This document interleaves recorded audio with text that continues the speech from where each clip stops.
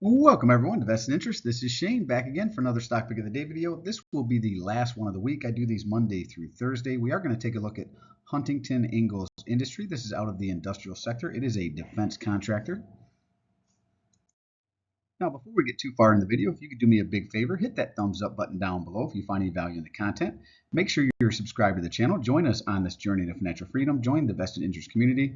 Click that notification bell so you're notified whenever we put out any new content. As I mentioned, I do the Stock Pick of the Day video series Monday through Thursday whenever the market is open. I also take suggestions from viewers and subscribers. So if you have a company like this you'd like me to cover in the Stock Pick of the Day series, go ahead and drop it down below. I'll wait for a day it pulls back and work it into the rotation.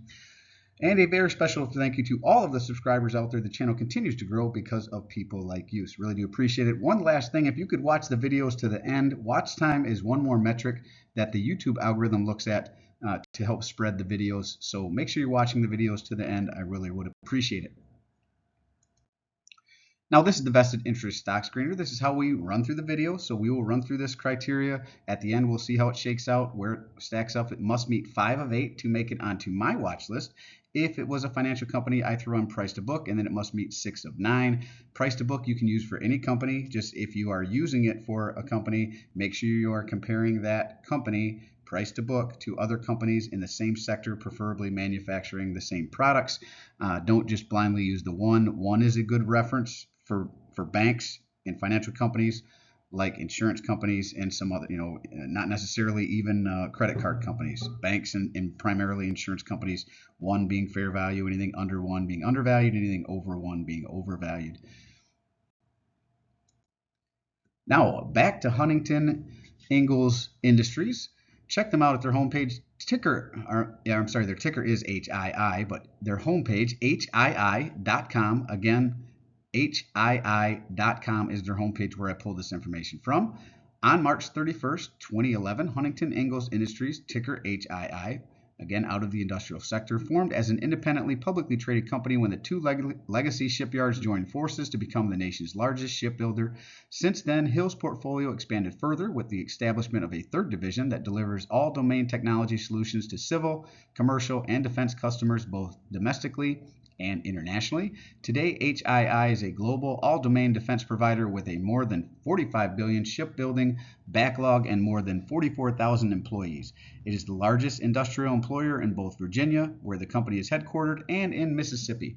The company's name derives from the founders of its shipbuilding divisions, Collins Potter Huntington, who founded Newport News Shipbuilding and Dry Dock Company, and Robert Ingersoll Ingalls Sr., who established Ingalls Shipbuilding. So those are the 2 companies that merged in 2011 to create Huntington Ingalls Industries as it's named today. Now, the reason we are taking a look at them today, down 2.01% on the day. We are talking about Huntington Ingalls Industries, ticker HII, again out of the industrial sector, closed out the day at $252.89, 52-week low as low as $212.58, as high as $299.50.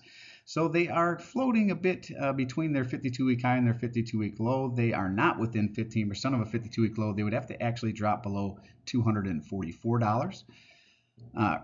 They do have a market cap of $9.917 billion, so they are a small cap company still. Beta of 0.51, less volatile than the overall market. Beta being the volatility of the market, 1 being the market. Anything under 1, less volatile. Anything over 1, more volatile. PE ratio, price to earnings, is at 13.42 or $13.42 per share. EPS, earnings per share, sitting at $18.84 per share. That's very nice. Not often do you see a company's earnings per share higher than their current price to earnings, but that is very nice to see.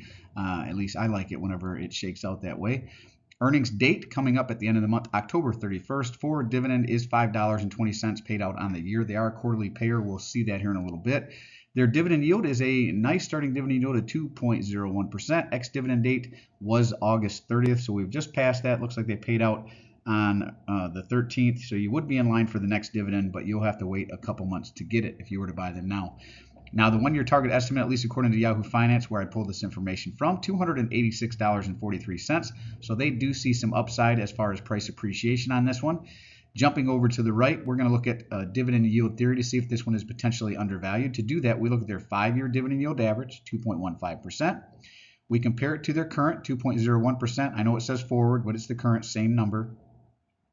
And since it is lower than their 5-year average, that actually speaks to some overvaluation on this one. Excuse me. So right now, at least according to the dividend yield theory, this one is potentially overvalued. So we need more of a pullback on this one to bring it back into line with their 5-year dividend yield average and under. It's not far off, but it is slightly overvalued currently according to that metric.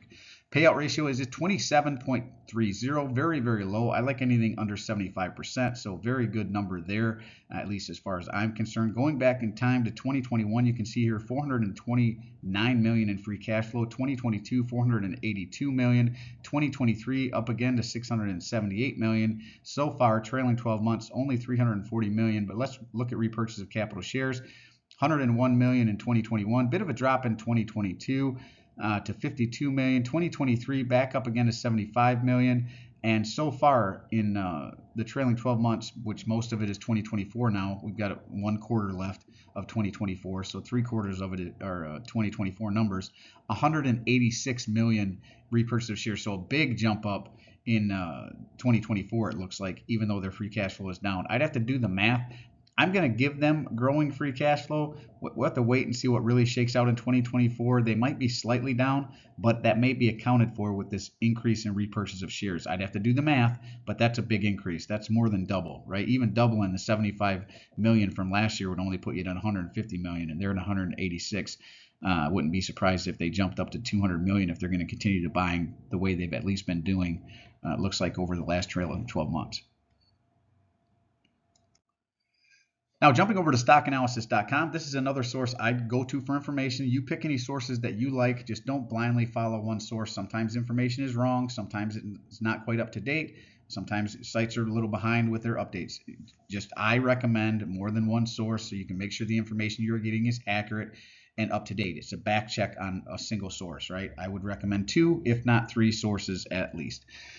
They do have 4 analysts. That's not a lot that have taken a look at this. They do call it a consensus hold. That's in line with what we saw with the dividend yield theory, right? Dividend yield theory says it's potentially overvalued, so I'd be holding right now too if I held it, and I wouldn't be jumping into it right now if I was interested.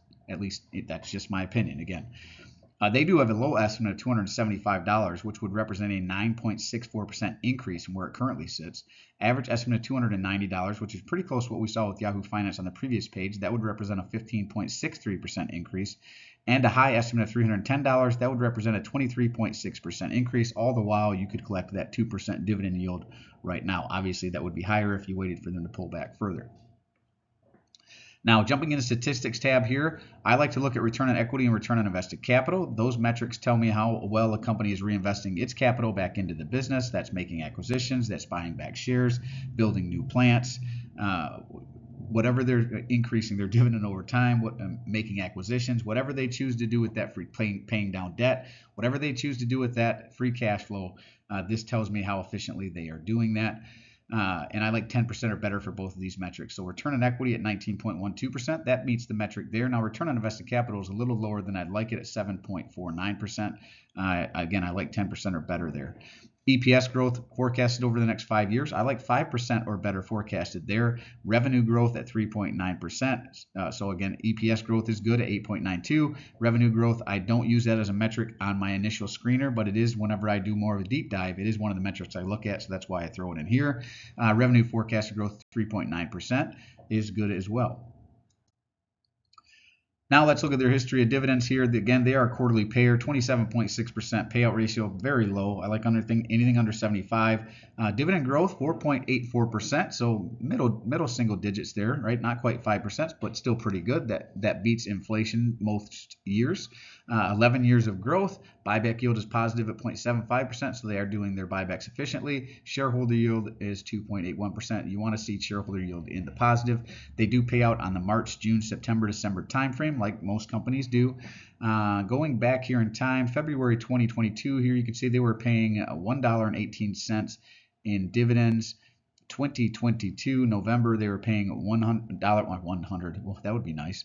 $1.24 in November 2022. Raised it up again November 2023 to $1.30. It looks like if they're going to maintain this raise, they didn't do it in August. It will be again in November. So look for that dividend raise if you are a shareholder. All right, back to the screener. Let's see how this one shakes out. Understand the business. Check there. Growing free cash flow. I'm going to give them a check. We'll have to check back in on 2024 numbers, but they were definitely growing 2021 through 2023. And their big jump up in repurchase of shares may account for some of that, what looks like free cash flow loss, though they could generate a lot of free cash flow in this fourth quarter if they were to deliver a lot of the boat backlog that they currently have. So we'll have to see how they shake out at the end of the year, but I'm going to give it to them for now. Growing dividend, yes, it does have a growing dividend, almost 5%, not quite, but pretty close. Payout ratio very low, in the under 30%, in the 20% range. Dividend yield theory actually says it's potentially overvalued, so no check there. It is not within 15% of a 52-week low, no check there. And return on invested capital was a little lower than I like it, though return on equity did look good, so no check there. It's got to beat them both, over 10% for both, 10% or over for both. And earnings per share growth was over 5%, so check there. So 1, 2, 3, 4, 5. This one would make it on my watch list. It actually is on my watch list. I actually did own this a couple years back. And then it and LMT had a Lockheed Martin, which I owned at the time as well, had a big run up, as well as the oil and gas companies that I was holding. So I did sell them to go into other opportunities. But this is one that is interesting. I do like the business. I don't think the defense sector is going anywhere. Unfortunately, war seems to be one of the bigger businesses in America and around the world. And I don't believe that's going to change anytime soon. Well, that is it for this one. As always, appreciate you stopping by. If you haven't done so already, don't forget to show me some love. Hit that thumbs up, ring the notification bell. Most importantly, subscribe to the channel. Join us on this journey to financial freedom. Hit that subscribe button down below. Don't hide out in the shadows. Join us. Come out into the light. Join us in this channel, on this dividend growth investing channel, vested interest. Come on now. Drop a comment down below. Let me know what you think of the video. Let me know what you think of Huntington Ingalls Industry. Is it one in your portfolio? Is it one you are watching? Or is it one maybe you are selling? I do personally read and respond to the comments. I am always interested to read your questions, opinions, or suggestions for future topics. I do have some suggestions still on the list. Have not found a time whenever those companies have pulled back. CNI is one of them. I will try to get that video out next week. So keep tuning in for those. I haven't forgot about you. I just haven't found a day where they've pulled back and something else I was interested did not. Just the nature of the beast. Well, this is Shane signing off, wishing peace, prosperity to you and yours. And remember, financial security comes to those who take a vested interest. Hey, thanks for stopping by. Thanks for tuning in. Hope you have a great week, and we will see you in the next one. I'm not a financial advisor. Nothing in this presentation should be considered financial advice. I am only sharing my opinion and investing for educational and entertainment purposes. Investing involves risk. You can't lose money. You should never invest any amount you're not comfortable losing. Always do your own research. Invest based on your situation, circumstances, and select criteria, or seek the advice and counsel of a certified financial advisor.